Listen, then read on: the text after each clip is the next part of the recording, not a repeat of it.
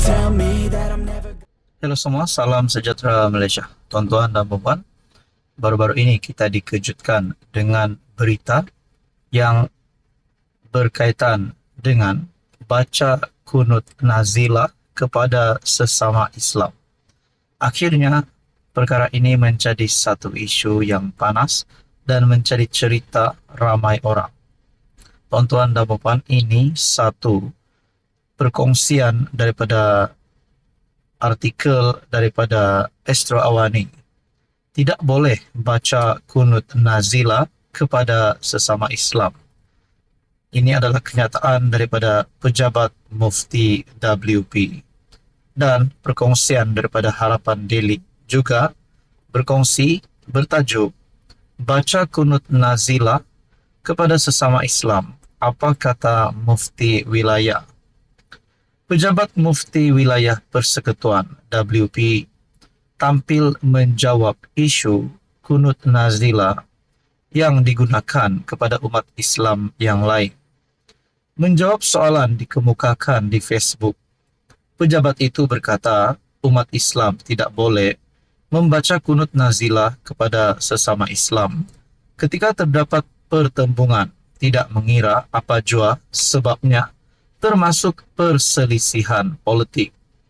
Pejabat Mufti Wilayah Persekutuan menyatakan tindakan sedemikian akan menjerumuskan seseorang kepada perbuatan ekstrim dan melampau dalam agama. Doa kunut nazilah merupakan satu doa yang dibaca apabila umat Islam ditimpa musibah yang besar. Selain itu, Saidina Abu Bakar Al-Siddiq juga pernah membaca doa ini ketika memerangi golongan murtad seperti Musailama Al-Kazab. Manakala Saidina Umar Al-Khattab juga membaca doa ini memerangi golongan Nasrani. Terdahulu, kecoh apabila pembangkang membaca doa kunut nazilah selepas ahli parlimen Machang Wan Ahmad Faisal Wan Ahmad Kamal digantung daripada menghadiri sidang Dewan Rakyat selama 6 bulan. Wan Ahmad Faisal digantung daripada sidang parlimen kerana membangkitkan surat layang yang tidak sahih ketika perbahasan. Surat layang itu berkaitan dakwaan ke atas penjawat awam dengan maklumat yang tidak sah. Dalam pada itu, perkongsian daripada Astro Awani, umat Islam tidak boleh membaca kunut nazilah kepada sesama Muslim ketika terdapat pertembungan, tidak mengira apa jua sebabnya, termasuk perselisihan politik, kata pejabat Mufti Wilayah Persekutuan. Jadi saudara-saudara, ini pasti satu isu yang panas.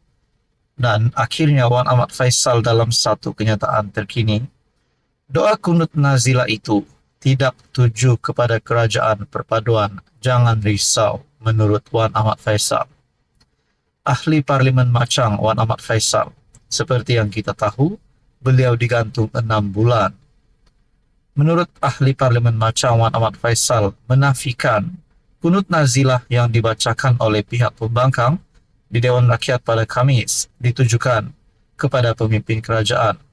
Sebaliknya, beliau berkata, doa yang dibacakan itu ditujukan kepada penyokong genosid di Gaza, Palestin seperti syarikat BlackRock.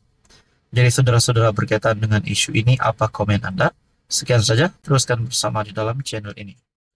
Halo semua, salam sejahtera Malaysia, tuan-tuan dan puan-puan yang amat dihormati. Terdapat satu persoalan yang menarik.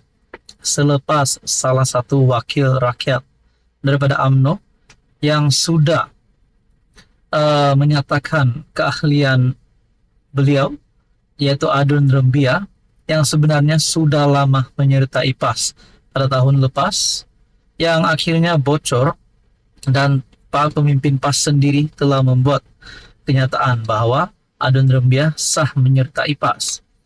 Berkaitan dengan wakil rakyat ahli parlimen Adun daripada UMNO, berkaitan dengan janji RM 100 juta. Akhirnya UMNO tunjuk bukti Jailani sign janji perlu bayar RM 100 juta. Persoalannya, adakah beliau akan menyesal dan muflis? Menyesal karena takut muflis dengan bayaran sebanyak RM 100 juta. Jadi itu menjadi persoalannya, saudara-saudara. Dan yang seterusnya, adakah beliau akan melakukan U-turn, akan keluar daripada PAS dan menyertai semula UMNO? Namun, tuan-tuan dan puan, masihkah UMNO mahu menerima Adun Rembiah yang telah berapa kali melompat ke sana ke sini? Jadi saudara-saudara, apa yang saya dapat timbulkan persoalan yang paling utama di sini adalah, adakah selepas ini wakil rakyat, tidak kira ahli parlimen, ahli Dewan Undangan Negeri, yang telah melakukan tindakan yang sama seperti Adun Rembiah ini, sekiranya mereka benar-benar lakukan tindakan yang sedemikian, adakah mereka akan muflis? Dan beranikah mereka melompat parti dan membayar RM 100 juta?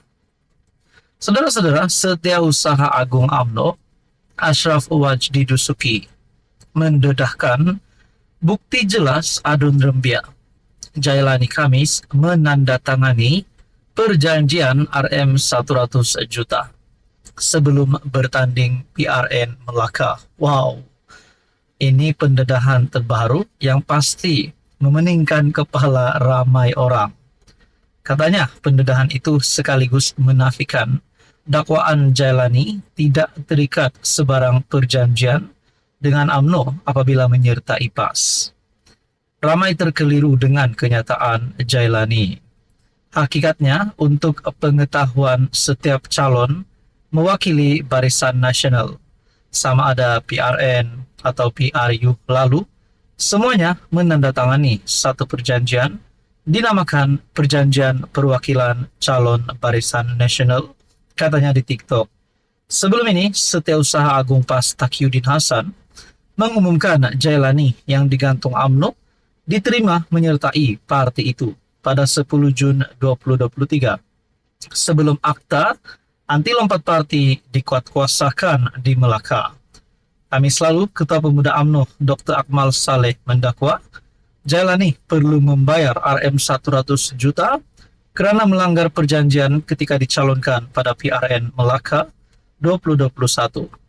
Ashraf berkata, Jailani turut membuat akuan bersumpah dan bukti jelas, antaranya dia perlu membayar balik kepada BN RM 100 juta jika melanggar perjanjian. Nah, saudara-saudara, andai kata kalau lebih ramai lagi wakil rakyat daripada BN ataupun UMNO yang melakukan tindakan seperti Jailani Kamis, adakah UMNO dan BN akan menjadi parti yang kaya raya?